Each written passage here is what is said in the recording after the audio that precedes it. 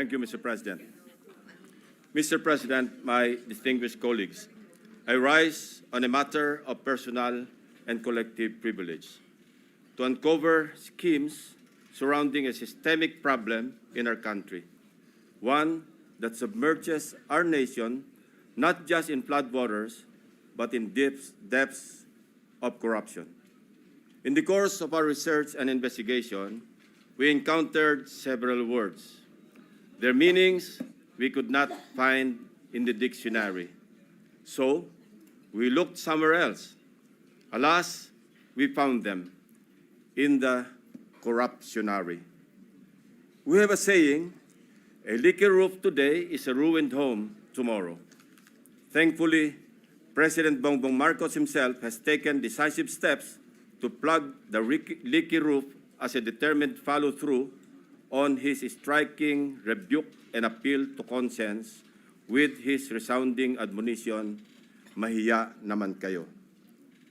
Wasting no time after his stern warning during the last SONA against those who misuse public funds, Malacanang established and launched the Sumbong sa Pangulo website last week. I commend and sincerely thank the President for this open source website. Not only does it open the public a direct line to the President to report anomalous flood control projects in their midst, but in my case, including that of my staff, the website makes our investigative work a lot easier. For one, the coordinates that the website provides showed us a faster way to find shady, even ghost projects. Last week, the President took aim. Today, I am pulling the trigger. Para sa ating mga kababayan, nakatutok ang aking presentasyon sa araw na ito sa mga flood control projects pa lamang. Hindi pa rito kasama ang iba pang mga infrastructure projects na punong-puno rin ng anomalya. Isa-isahin natin ang mga impormasyong aming nakalap sa mga nakalipas na linggo mula sa aming sariling pag-aaral at pagsasaliksik na suportado ng mga impormasyon mula mismo sa mga DPWH officials at insiders, pati ilang contractors, kasama na rin ang open sources. Una, ang kalakaran ng ilang mga kontratista at mga kasabwat nila sa gobyerno na sa paghahati-hatian ng pondo, kasama na rin ang mga termino o codes patungkol sa kanilang modus. Pangalawa, ang mga palpak na proyekto dahil sa paggamit ng substandard na materyales, kasama na ang mga kontratistang nasa likod nito. Pangatlo, ang mga proyektong lantarang inaangkin bilang congressional insertions. Pangapat, ang patuloy na pagbaha sa iba't ibang lugar na narating namin kahit taon-taon ay paulit-ulit na binubuhusan ng bilyon-bilyong pondo. At ang pinakahuli, ang mga tinatawag ng Pangulo na guni-guni o ghost projects na aming nahukay. For over 15 years, from 2011 to 2025, we appropriated more than 1.9 trillion pesos for flood control management program under the budget of the Department of Public Works and Highways alone. Sa loob lamang ng 3 taon, mula 2023 hanggang 2025, higit 1 trillion pesos ang ating inilaan sa ilalim ng 3 naipasang budget measures para sa flood control. Halos 53% ng kabuuang pondo sa loob ng 15 taon. When we are speaking in trillions of pesos, we should expect our streets and low-lying communities to be flood-free when the rains pour. Gayunpaman, sa paghagupit ng magkakasunod na habagat at mga bagyong Krising, Dante at Emong, ilang linggo pa lamang ang nakalipas, kasamang winasak at inanod ng baha ang bilyon-bilyong pisong halaga ng mga flood control projects na halos bago at kakukumpleto pa lamang na dapat sana ay nagbigay proteksyon sa ating mga kabahayan at komunidad. Corruption has been so pervasive and systemic that doing so is like a piece of cake. And when I say piece of cake, I mean that funds for a specific project are divided, shares vary depending on greed, big parts swallowed by corrupt operators, both from the public and private sectors, leaving only crumbs for actual project implementation. May ilan pa ngang proyekto, hindi man lang nagtira para sa taong bayan. Ang tawag ng Pangulong Marcos dito, guni-guni o ghost projects. Mr. President, let me illustrate an example of the pie sharing in a severely corrupted project. Nais kong bigyan diin na hindi ito representasyon ng lahat ng kalakaran sa flood control projects sa buong Pilipinas. While the pillaging pattern is relatively the same, the pie sharing varies depending on the level of greed. Ihiwalay muna natin ang mga regular o legal na buwis at insurances na automatic na binabawas sa mga proyekto. 5% value-added tax, 2% withholding tax, 1% para sa bonds and insurances at 1% materials testing. Ibawas na rin natin ang allowable contractor's profit na 8 to 10%. Halimbawa, sa 100 million piso na pondo para sa flood control project, kung ibabawas ang maximum allowable deductions, nasa 82 million ang matitira para sa proyekto. Pero hindi pa rito nagtatapos, Mr. President. Kakatayin pa ang budget para sa mga lagay, commissions, SOPs, at iba-iba pang terminong binubuo para sa shares ng mga korap. Sa mga halos magkakaparehong impormasyon na aming nakalap, ganito kagarapal ang sistema sa hatian ng isang maanumalyang proyekto. 8 to 10% para sa mga opisyal ng DPWH. Swerte na daw kung pumayag ang district engineer na 6% lamang ang parte niya. May ekstrang 2 to 3% pa na parte ang district engineering office kung may sosobra sa contractor's profit.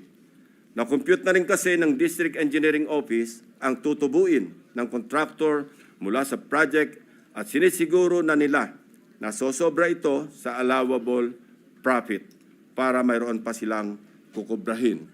Ang tawag nila rito, reseta.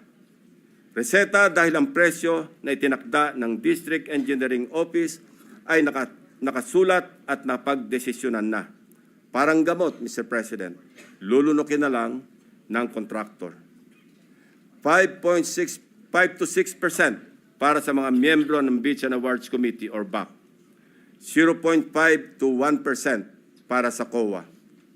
Mr. President, meron pa ngayon tinatawag na passing through or parking fee na aabot sa katumbas na 5 to 6% ng pondo.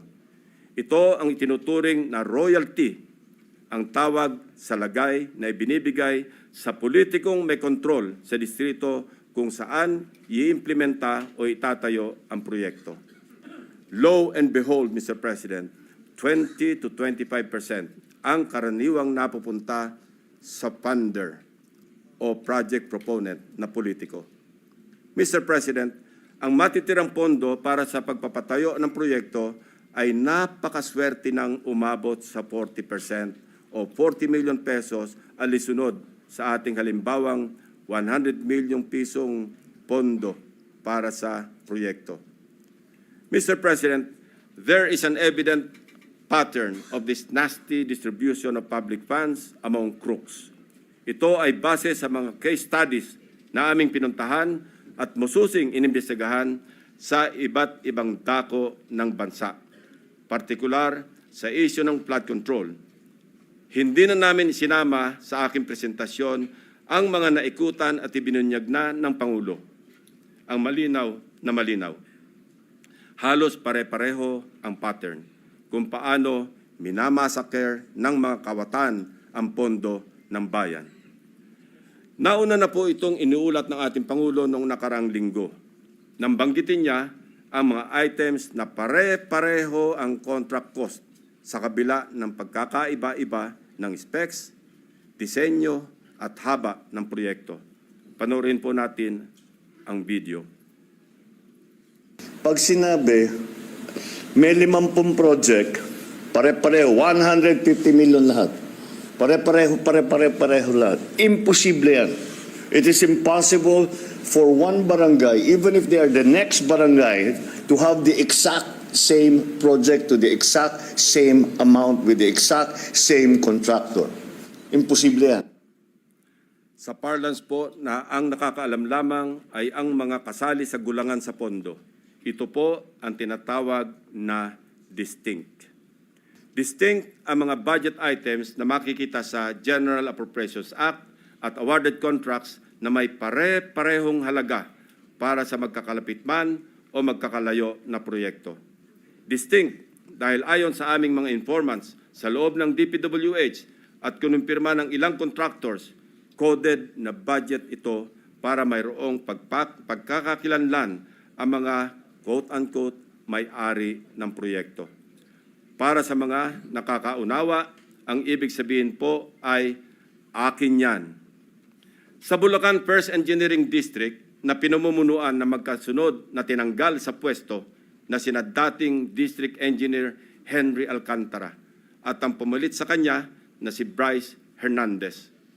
Napag-alaman naming talamak ang ganitong kalakaran. Bakit? Sapagat ayon sa mga contractors at DPWH officials na nakipag-usap mismo sa akin at aking staff, ang dalawang ito ay halos pareho lang ang pagmamahal sa pera. Napabalita pa nga kamakailan na ang isa sa kanila ay nakakapagpatalo ng 100 milyon sa isang kasino dito sa Metro Manila. Mr. President, sa District Engineering Office na ito, sa ilalim ng pamumuno ng dalawang nabanggit na opisyal, para sa taong 2024, 28 proyekto ang pare-pareho ang pondo kahit magkakaiba ang specs, disenyo at haba. Distinct. Babalikan po natin, Mr. President, mamaya ang lalawigan ng Bulacan na aming maituturing na pinaka-notorious pagdating sa anomalya ng flood control projects base sa aming mga findings. Unahin muna natin ang kaso ng questionabling flood control project sa lalawigan ng Pampanga. 4 years now, the riverbank mitigation project in Candating, Arayat, has been the face of a failed flood control project. Tuwing umuulan, panay ang aray ng mga taga-Arayat sa pag-apaw ng ilog na hindi mapigilan ng flood control. Mr. President, binisita ng aking mga staff ang Arayat nitong nakaraang 2 linggo lamang na tinamaan din ng hagupit ni Emong at nagdulot na naman ng pagguho ng ilang bahagi nito. Take note, Mr. President, katatapos lang ng panibagong repair nito noon lang Hunyo ng kasalukuyang taon, 2025. Sa itsura ng structure, tila baga hindi binibigyan pansin ng gobyerno ang Candating. Pero kung babalikan natin 1 taon pa lamang ang nakakaraan o noong Agosto 2024, may gumuho ng flood control matapos mahagupit ng monsoon. Mr. President, a review of the budget books shows that we started funding the construction, rehabilitation of slope protection along Pampanga River, Candating, Arayat, Pampanga, way back in 2018. Let me give a rundown. In 2018, we already spent 20 million pesos on a project for the construction, rehabilitation of slope protection along Pampanga River, Candating section, Arayat. Kalaunan, nasira. Since then, it has become a cycle, Mr. President. We used the people's tax money to repair it in 2023 for a contract price of 91.6 million pesos. It was repaired again by another year's tax money in 2024. This time, not once, but twice, 91.8 million for Phase 1 and 91.4 million for Phase 2. Take note, 20 million pesos lang ito sa una at original construction. If the original construction cost was only 20 million pesos in 2018, why did the repair cost balloon to 350% or 91 million in 2023 and another 183 million pesos in 2024 or an overall increase of 815%? Aba, at nawili na ang funder ng Edmarie Construction na siyang palaging nananalong kontraktor sa Kandating, Arayat, Pampanga noong 2023 at 2024. Naglagay pa ulit ng 100 million pesos ngayong taon. Buti na lang, pinigil ng Malacanang ang pag-release ng pondo. Distinct then, but in a very distinct way. As I mentioned earlier, all of these were awarded to the same mighty contractor, Edmarie Construction and Trading. In total, Edmarie bagged 274.8 billion pesos in taxpayers' money for the rehabilitation and repair of Kandating na tila hindi nagsasawa sa kare-repair. Hindi lang po yan ang issue ng Edmarie. How can this contractor, with an unusual share of controversies, including being delisted as DHSUD builder in 2023, be trusted to rebuild its own consistently collapsing project, which has evidently come with great cost and loss to the government? Paulit-ulit ang pag-repair, ngunit ganito pa rin ang kalagayan sa Kandating, Arayat.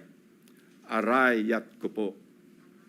Mr. President, magtungo naman tayo sa Hilagang Luzon, partikular sa probinsya ng La Union, kung saan matatagpuan ang Bawang River Basin, na kung saan matindi ang congressional insertions. Sa tulong ng mga concerned groups and individuals, napansin namin ang bilang ng flood control projects na bagamat wala sa National Expenditure Program noong 2024, ay biglang tumubong parang kabute sa General Appropriations Act ng nakaraang taon. Halimbawa, ang construction of flood control structure along Bawang River Basin. 2 items lamang na may tig 50 million pesos ang nakalaan sa bahagi ng Nagilian. Samantalang, ang bayan ng Bawang ay wala pong proyekto sa National Expenditure Program. Abracadabra, sa naipasang 2024 General Appropriations Act, nagkaroon ng 10 items na nahahati mula Package 1 hanggang Package 10 na may tig 98 million pesos ang biglang umusbong para sa Nagilian. Sa kabuuan, ang 10 packages na ito ay umabot sa 967.4 million pesos. Halos 1 bilyong piso kumpara sa 2 tig 50 million lamang sa 2024 NEP.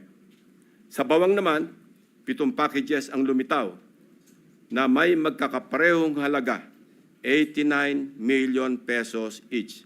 Sa kabuuan, ito ay nagkakahalaga ng 623 million pesos mula zero budget sa NEP ng 2024. Sa aming masinsing pagkalkal, ay natuklasan naming iisang kontraktor ang naawardan ng lahat ng packages na ito, ang Silver Wolves Construction Corporation. Distinct pa rin, distinguished colleagues. Ito ang nabanggit kong pork barrel insertions kanina, Mr. President. Meron pang mas matinding congressional insertions, ipapakita ko sa inyo. Baco at Nauhan, Oriental Mindoro. Aguila congressional insertions. Mr. President, when flood control projects fail to stand against the tides, we are compelled to question the feasibility of the project and the technical capacity of the contractor. But what if an elected congressman or a political group claims ownership of the project? Is it not both proper and necessary to scrutinize their motivations and examine the extent of their involvement, and perhaps to hold them responsible? This explains the logic why I am insisting to make transparent the identities of the proponents of the insertions, from the House GAB, Senate version, and all the way to the BICAM. If they claim something as theirs, should they not also be accountable for its failures? Mr. President, I raise the question because of the evident congressional banners we observed alongside many projects in Nauhan and Baco, both in Oriental Mindoro. Bilang halimbawa, in Barangay Burbuli, Baco, Oriental Mindoro, one banner reads, Congressional Project, Construction of Flood Control Structure along Barangay Burbuli, Alag River, Baco, Oriental Mindoro, Aguila, Aksyon, Gobyerno at Inisyatibo sa Larangang Lehislatura. This project, awarded to Silver Wolves Construction Corporation again, is worth 95 million pesos. It is an ongoing project to be completed in December 2025. This project is so important that it can turn stones and get funding approval under the unprogrammed appropriations of the 2024 national budget. This prompts us to dig deeper into the web. And as they say, social media is a great resource of evidence, which lawyers fondly call testimony against self-interest. In one Facebook post, we discovered a congressional representative showcasing his midterm accomplishment report covering the period from June 30, 2022 to December 31, 2023. He openly lists projects, hold your breath, funded by his office. I repeat, funded by his office, including flood control and river protection initiatives. From Aguilas Baco, let us travel to Aguilas Nauhan, also in Oriental Mindoro. Mr. President, Nauhan is among the beneficiaries of 3.6 billion pesos worth of projects, while Baco proudly lists 807 million, all of which is attributed to and owned up by the office of the congressman. Hindi lamang po ito ang maswerteng napondohan. Isa pa sa pinagmamalaki ng mapag-angking congressman ay ang flood control structure sa Butas River upstream, Barangay San Jose, Nauhan, Oriental, Mindoro. We took time to visit the project, Mr. President, which he referred to as a national project through congressional allocation. The project was awarded to Raymond Builders for 231 million pesos at hinugot pa rin ito sa unprogrammed funds. Dalawang projects na po ito ng Aguila na natuklasan naming mula sa unprogrammed funds, isa sa Barangay Burbuli at isa sa Barangay San Jose. Sa tagal ko na rin pong nagbubusisi ng pambasang budget, ang pagkakaalam ko po, masalimuot ang proseso ng paggamit ng unprogrammed appropriations under the Special Purpose Fund para mag-augment sa ilang items under the regular budget. Hindi po madaling ma-access ito. Dapat A, may excess revenue collections, or B, new revenue collections, or C, those arising from new tax or non-tax sources, or D, approved loans para sa foreign assisted projects. Mahaba din ang requirements dito, Mr. President. So, ano kaya ang taglay na agimat ni Congressman? What gives, Mr. President? Kung saan may multimillion projects, dumadapo ang Aguila. Pero lubog pa rin sa baha ang nadadapuan ng Aguila. Isa lamang po ito sa napakaraming banners at social media posts ng congressional insertions ng mga politiko na naglipana sa iba't ibang bahagi ng bansa.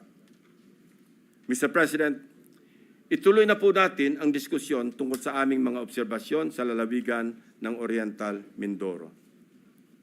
Without taking anything away from the good but suffering people of this province on the legitimacy of their needs due to its high flood susceptibility, I want to speak of the billions of appropriations for flood control projects poured into this province in Luzon's eastern flank. Mr. President, when someone gets the largest share of the pie, we naturally ask why, especially if such a price comes from the taxpayer's tab. In Oriental Mindoro, for example, we wonder why among its 14 municipalities, one town tops the bill. Sa pagsalo ng buhos ng pondo, nauna ang Nauhan. Nauhan, Oriental Mindoro received a sweeping 55% of the province's 2025 flood control budget. Katumbas ito ng 10 bilyong piso para sa flood control projects ng bayan ng Nauhan pa lamang. Fair enough, given the coastal topography of the municipality, which includes its lowland plains and extensive river systems such as Mag-asawang Tubig, Nauhan, and its people badly need flood control interventions. However, the magnitude of its budget allocation in the last 3 years alone, amounting to approximately 19 billion pesos and nearly doubling each year, raises concerns regarding Nauhan's curious case. Even before the provincial governor of Oriental Mindoro blew the whistle, so to speak, on what he alleged as anomalous flood control projects, we had already dug deep in our study, literally sifting through years after years of appropriations for these projects. True to form and with due diligence, I immediately dispatched my staff to Oriental Mindoro to verify the data we gathered about Nauhan and to validate the governor's claims. Mindful of political bumps we may encounter, my directives are clear. We must see no political color and remain impartial in our findings. My staff traversed Oriental Mindoro across 10 barangays to randomly check flood control projects based on the list of awarded contracts from 2023 to 2025 that we obtained from the DPWH website. The field validation came in the aftermath of the widespread flooding in the province of Oriental Mindoro during the Habagat. Una sa aming listahan ang Barangay Mulawin. Sa 70 barangay ng Nauhan, Oriental Mindoro, ang Barangay Mulawin ay nakakuha naman ng 1.9 billion pesos. Sino kaya ang makapangyarihang funder sa Barangay Mulawin? We scoured the budget books from the National Expenditure Program, the House GAB, Senate version, and GAA, as well as the DPWH awarded contracts in Barangay Mulawin. Of the 1.9 billion pesos fund for 8 flood control projects, only 810 million pesos for 3 projects was included in the President's budget or NEP. The remaining 1.1 billion was inserted, I repeat, was inserted in the House version, Mr. President. Rightly so. Most of these congressional insertions were tagged for issuance of SARO or withheld by Malacanang, save for the curious case of 2 projects worth about 300 million pesos already awarded and ongoing construction with target completion in December 2025. Mr. President, sa buhos ng budget sa barangay na ito, inaasahan natin na may proteksyon na ang mga residente ng Mulawin mula sa baha dulot ng bagyo. Sa kasamaang palad, habagat pa lang at hindi pa man naitalang bagyo ang tumama sa probinsya. Gumuhuna ang ilang parte ng mga diking pinaggastusan ng 100 milyong piso. Inagos na rin ng tubig, baha, ang bilyong pisong danyos ng nasirang flood control.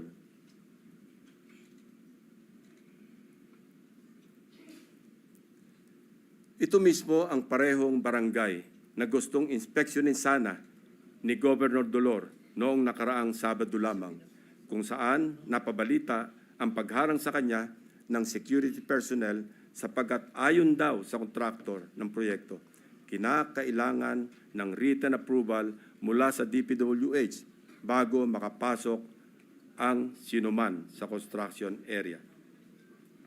Mabuti na lamang, napuntahan na rin po ng aking team ang di umano'y restricted area na ito noong unang linggo pa lamang ng Agosto. Actually, pinagbawalan din ang aking staff na lumapit sa proyekto. Pero sapat na ang kuha ng aming drone upang makita ang mga depekto ng construction dito. Na halatang gusto ng naturang kontraktor na isikreto dahil sa ginagawang paghahabol upang kumpunuhin at remedyohan ang palpak na proyekto at mapagtakpan ang kanilang kapalpakan. We are willing to submit our drone shots and other pieces of evidence to assist in the investigation and prosecution of those involved in these anomalous projects. Mula sa aming sariling footage, kitang-kita ang mga bahagi ng road dike na ginawa noong 2024 na gumuho. Ang nakikita niyong flood control project ay nagkakahalaga ng 204.8 million pesos na base sa official record ng DPWH ay completed project na nito lamang Pebrero 2025. Halos 3 buwan pa lamang ang lumipas, Mr. President. Gayunpaman, kabago-bagong proyekto, gumuho na agad ang dike dahil sa nakaraang bagyong Krising, Dante at Emong. Kasama ang lagpas 200 milyong pondo na inalaan dito. Sa kahabaan pa rin ng Bukayaw River, natagpuan naman namin ang isa sa mga congressional insertion na nagkakahalaga ng 137 million at inaasahang matatapos ngayong Disyembre. Kasabay ng hagupit ng habagat, inanod na rin ang malaking bahagi ng binubuong dike. We heard grim stories about why these structures fall easily. From the improper embankment mix of gravel, sand, and stones, sheet piles cut in half, and lower-grade reinforcement steel bars. Tinipid, sinadyang minali, at shortcut ang pagkagawa. Sad reality, Mr. President, is mayroon na rin silang standard para sa substandard.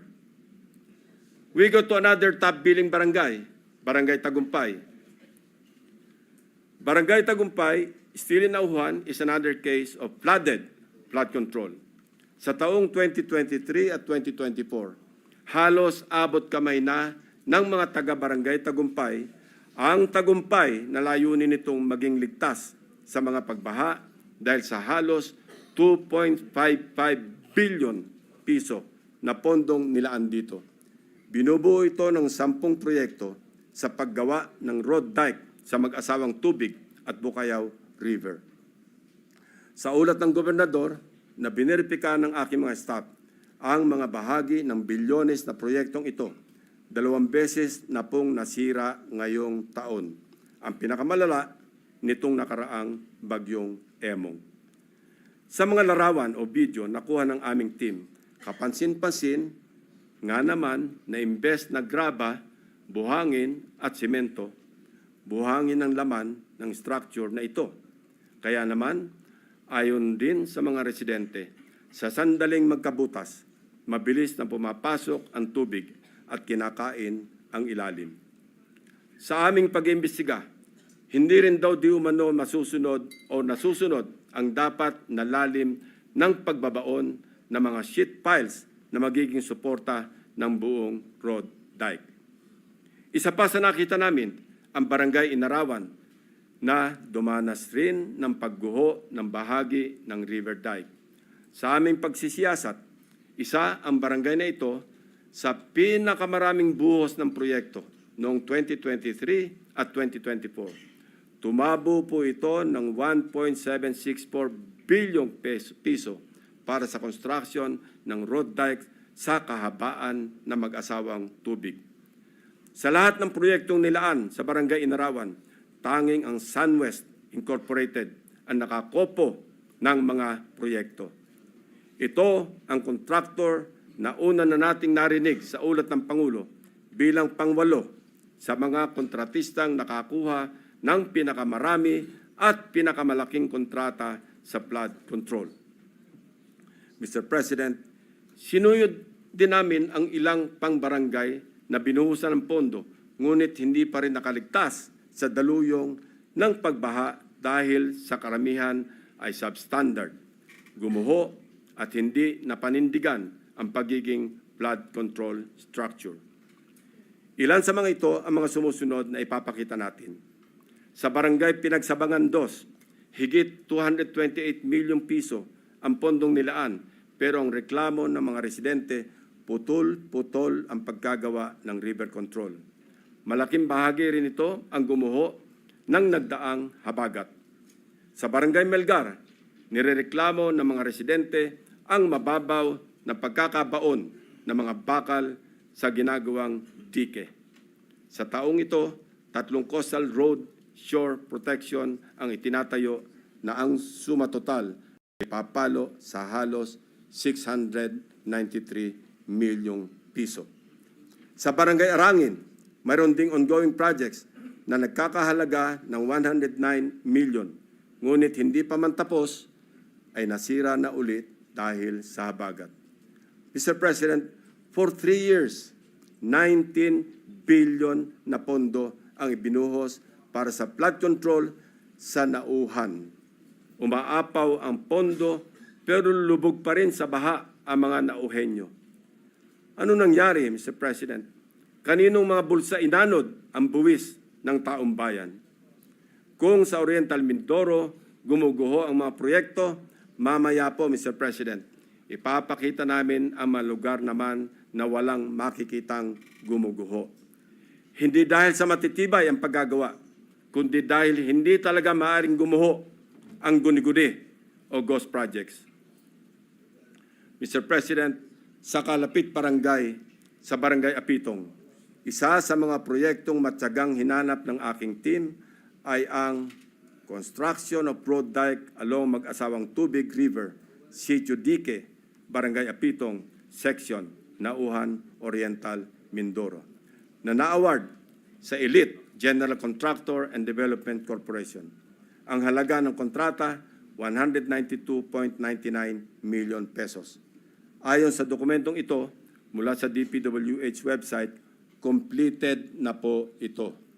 Ngunit, nang puntahan ng aking team, wala po silang nakitang proyekto sa Sitio Dique. Ayon din po sa pahayag ng mga residente, wala pong flood control na ginawa noong nakaraang taon sa kanilang sitio.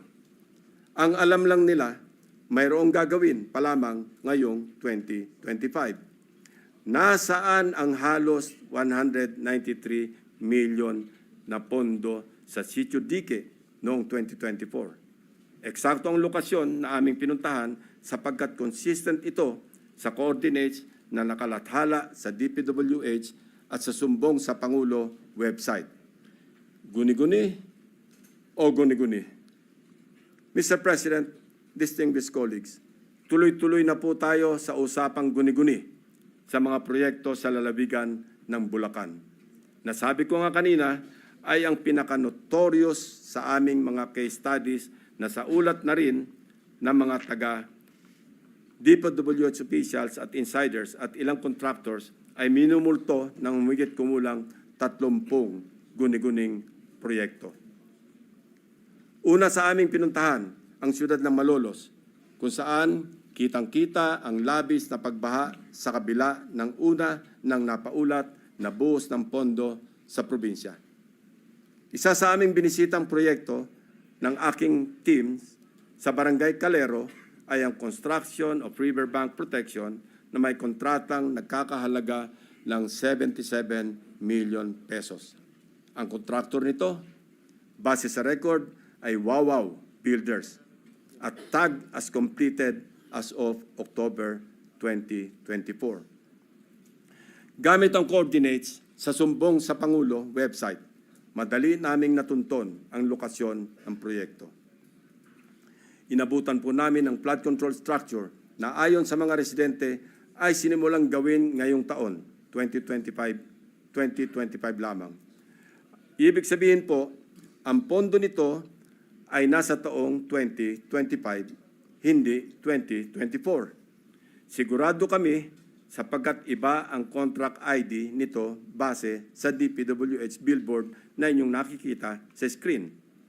Kinumpirma din po ng mga residente na walang flood control project na ginawa sa lugar noong 2024. Ang malaking tanong, ano ang riverbank protection structure na pinondohan at sinasabing completed dito?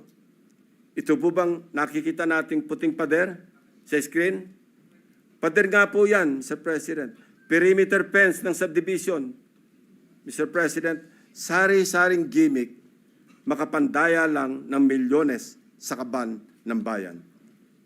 Magtungo tayo sa susunod na barangay, Mr. President.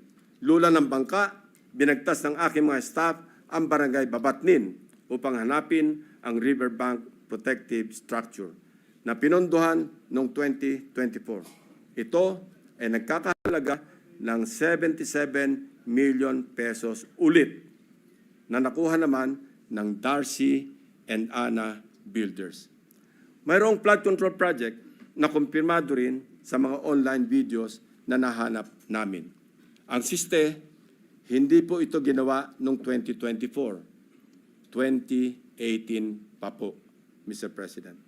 Pinondohan din ito noong 2021, 2023, at 2024. Ayon sa mga residente, ang huling pagsasaayos dito ay nangyari noong 2023 na substandard din ang pagkakagawa. So, kanino napunta ang inilagak na pondo sa ilalim ng 2024 National Budget para sa proyekto na ito? Paulit-ulit ang pagpopondo kahit gawa na. Bagong style ito, Mr. President. Ilan pa kayang flood control projects ang ganito? Ang contractor nito na Darcy and Ana Builders. Nagmimistulang multo rin. Bakit kanyo? Base sa mga dokumento ng kumpanyang ito. Ito ay isang negosyo na rehistrado sa ilalim ng sole proprietorship at may address sa Cardona, Rizal. Sa pamamagitan ng simpleng pag-search sa Google Map, ay madaling makita ang gusali kung nasaan ang nasabing negosyo. Subalit, nang puntahan ng aking team ang address, ang kanilang inabutan ay gym at e-payment store sa halip na construction company. Wala na rin ang signage ng Darcy and Ana Builders sa dating nakakabit sa building.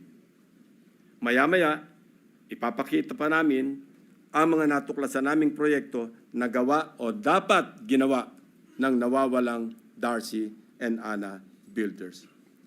Sinunod din po natin ang ilang barangay sa Hagonoy, Bulacan, na hanggang ngayon ay lubog pa rin sa tubig baha, Mr. President. Gamit ulit ang sumbong sa Pangulo website, hinugot namin ang exact grade coordinates ng proyektong aming nakita para tiyakin na sakto ang lokasyon kung saan tayo napadpad. Mr. President, the first subject project was in Barangay Carillo, Hagonoy, Bulacan, supposedly completed on April 19, 2024. It was awarded to Darcy and Ana Builders and Trading for a sweeping price tag of 77.199 million pesos na naman. Mr. President, gusto po ba ninyo makita ang itsura ng isang 77.199 million pesos worth na riverbank protection structure? Tingnan po natin. Nasaan na nga ba? Ewan ko, Mr. President, dahil wala tayong makita. Kahit ano pang suyod ang gawin namin, hindi namin makita o mahagilap ang flood control project ng Darcy and Ana Builders. Hello, Darcy. Ang Ana and Ana, nasaan ang flood control? Tumawid naman tayo sa Barangay Abulalas, sa bayan pa rin ng Hagonoy. Silipin natin ang Tatak Darcy and Ana Builders Flood Control Project. Sinuong ng aking team ang baha sa Barangay Abulalas, Hagonoy para hanapin ang proyektong Construction of Riverbank Protection Structure mula sa Darcy and Ana na nagkakahalaga ng 77.199 million pesos na naman. Ito po ang tumambad sa amin, Mr. President. Nakikita niyo po ba ang pagkakatayo ng flood control structure?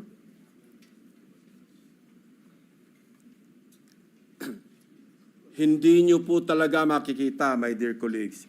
Guni-guni lang kasi ang flood control structure o riverbank protection kung saan dapat nakatayo ang Darcy and Ana project. Iba rin ang kaso sa Barangay Iba. Tinungo namin ang proyekto Riverbank Protection Structure sa Barangay Iba ng Wawaw Builders na natapos na dapat noong Oktubre 2024. Ang presyo ng proyekto, 77.199 million pesos na naman. Pagdating ng aming team sa exact coordinates, mayroong kasalukuyang tinatayong istruktura. Ang bonus, may kasama pang pumping station. Pero ang ginagawang proyekto, hindi ang Wawaw project. Sa mismong lokasyon, kung saan dapat nakatayo ang Wawaw Riverbank Protection, ang nakabalandrang contract ID ay ang ongoing project ng isang Third Star Builders Contractors para sa flood mitigation structure with pumping station and floodgate na ang presyo ay papalo sa 92.54 million pesos.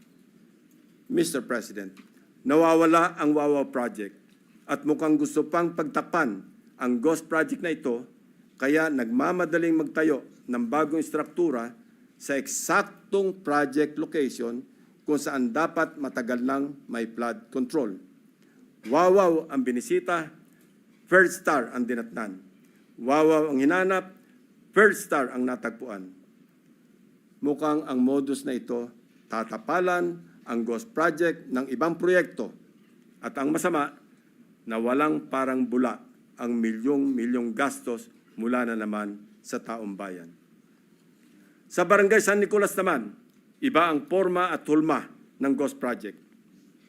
Binisita namin ang proyekto ng Wawaw Builders na ang halaga ay 77.199 million pesos na naman.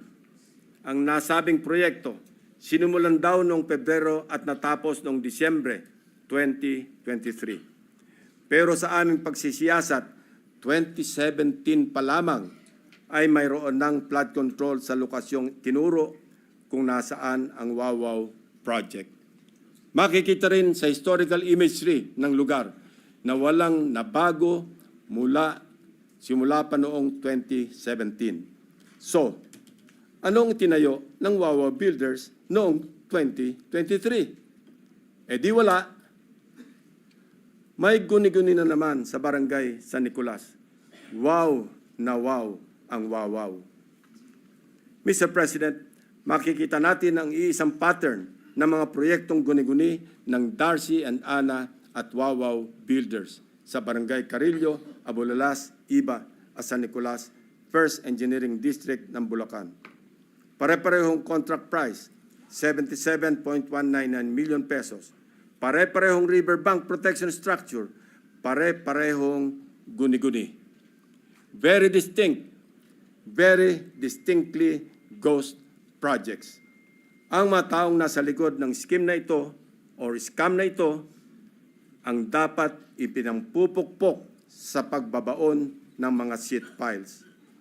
Hindi ito kababalagan, Mr. President. This is well orchestrated by an organized network of people who abuse their power.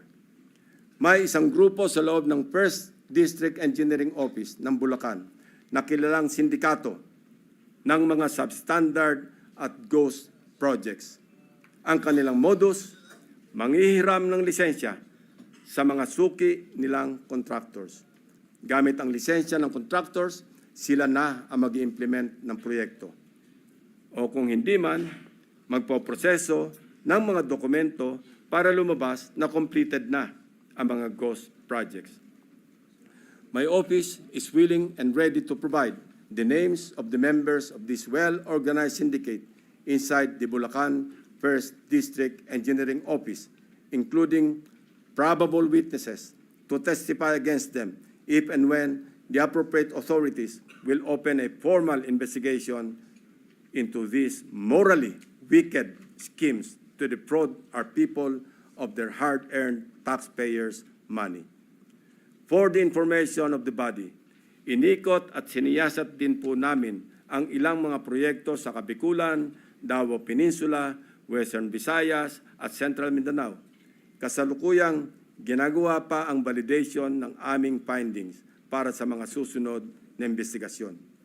Mr. President, my distinguished colleagues, we all heard President Marcos Jr. in his rare, exasperated, confrontational tone during his fourth SONA last July 28. Pinalakpakan natin siya ng malakas nang sabihin niya sa ating harap-harapan sa plenaryo ng Batasang Pambansa, mahiya naman kayo. And rightly so, since he also said in the same SONA that he witnessed firsthand how the floodgates of corruption have swung wide open in many areas he personally inspected. He saw defective flood control projects, obviously built with substandard materials or not built at all, wasting hundreds of billions of pesos in taxpayers' money drifted away and down the drain. And all this, Mr. President, went straight to the pockets of the insatiably greedy, so vile, so greedy, and corrupt to the core politicians, DPWH officials, and contractors, conniving among themselves, unmindful of the lives lost and the properties destroyed, all for their lust for money. This humble representation just confirmed with sordid details what President Marcos announced in the launching of the Sumbong sa Pangulo website, which greatly helped us in tracking and monitoring the status of the non-existing but fully paid flood control projects. Mr. President, distinguished colleagues, we can do our part in leading the way under your leadership and the cooperation that each and every one of us in this august hall to set the example in good governance. We can start with an honest-to-goodness and fully transparent deliberation of the 2026 National Budget Measure that will truly represent the hopes and aspirations of our people for a better Philippines. Sa isang taon, wag naman sana nating marinig na mapagsabihan tayo na mga walang hiya kayo. Sa haba at lawak ng aming pagsisiyasat, may mga gustong magsalita at tumulong. District engineers na napipilitang ipa-implement ang mga binagsak na project sa kanilang distrito na hindi naman sila ang nagplano kaya hindi naisama sa National Expenditure Program. Subalit, dahil nagmula sa mga insertions ng mga tinaguriang funders sa Kongreso, mga contractors na kapit sa patalim dahil sa bulok na sistema ng talamak na lagayan, tali ang mga kamay dahil sa kanilang pakikisama na kasalalay ang kanilang hanap buhay. At higit sa lahat, mga taong bayan na nais ipaabot ang kanilang hinaing. Madami din sa mga nakausap namin ang handang pangalanan ang mga tiwaling opisyal ng gobyerno na tunay na nasa likod ng mga milagro sa flood control. Ang halos nagkakaisang tanong nila na mahirap kong saguting mag-isa. Sagot ba ninyo ang kaligtasan namin at sigurado bang tuloy-tuloy ang laban hanggang sa dulo o habang mainit lamang ang issue na ito? When few good officials or regretful men are willing to speak truth to power, they must be heard. They must be seen. They must be protected. The depth of corruption has become so overwhelming that it drowns us in our sad reality. More than flood control, what the Filipino people badly need to see is grid control. Thank you, Mr. President. Thank you. Thank you.